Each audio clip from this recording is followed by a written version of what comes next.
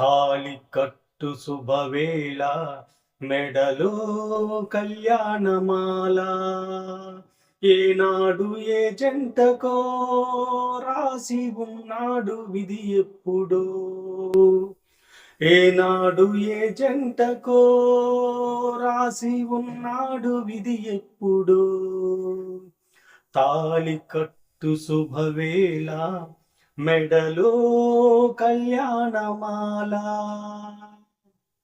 వికట కవిని నేను, వినండి ఒక కథ చెప్తాను. కాకులు దూరని కారడవి, అందులో కాలం ఎరుగని మానొకటి. ఆ అందాల మానులో, ఆ అద్భుత వనంలో చక్కని చిలకలు అక్క చెల్లెలు పక్కన గోరింకలు.